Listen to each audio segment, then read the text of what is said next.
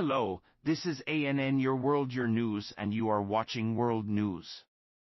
Israeli PM visits buffer zone in Syria amid Gaza ceasefire hopes. Israeli Prime Minister Benjamin Netanyahu made history by entering the Syrian buffer zone, accompanied by Defense Minister Israel Katz. Speaking from Mount Hermon, he emphasized the region's strategic importance.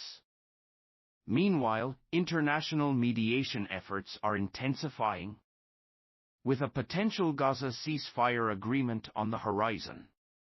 Stay updated on the latest developments in the Middle East.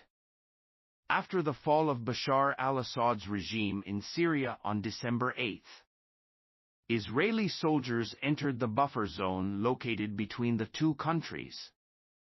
There was an agreement between Israel and Syria not to carry out any military activity here. Defense Minister Israel Katz was also with Netanyahu. During this, a high-level meeting was also held in the Syrian region.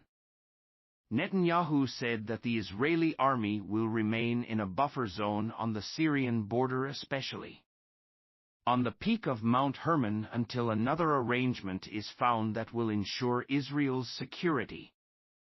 Netanyahu made this remark from the snow-covered peak of the mountain. It is the highest peak in the region and is located on the Syrian side of the border.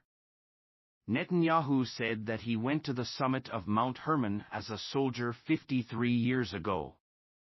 But because of recent events, the importance of this peak for Israel's security has increased further.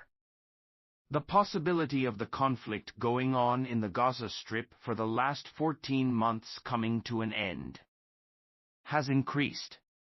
A ceasefire agreement is said to be close in this direction. Israeli Prime Minister Benjamin Netanyahu left for Egypt's capital Cairo on Tuesday for talks. The US, Egypt, and Qatar are mediating the agreement. Meanwhile, Hamas said in a statement that a ceasefire and an agreement on hostages in Gaza is possible if Israel stops placing new conditions. Let us tell you that on October 7, 2023, Hamas attacked Israel. About 1,200 people were killed in this. Since then, Israel has been running a military operation to wipe out Hamas in Gaza. So far, more than 45,000 Palestinians have been killed in this.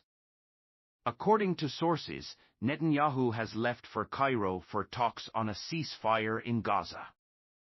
The agreement is likely to be signed in the coming days. U.S. President's White House spokesman John Kirby said that U.S. officials believe that all parties are getting closer to a ceasefire agreement in Gaza. Al-Qahira News associated with the Egyptian government said that Egypt and Qatar are making a lot of efforts with all the parties to reach a ceasefire agreement. Egypt, Qatar, and America are mediating for the agreement. 8 people of the same family were killed in the Israeli attack in Gaza. Most of them were women and children. Palestinian medical personnel said on Tuesday that a house was attacked in the suburb of Deras in Gaza City late on Monday night, while a house in Bet Lahia in northern Gaza was targeted in an airstrike. It is feared that 15 people have been killed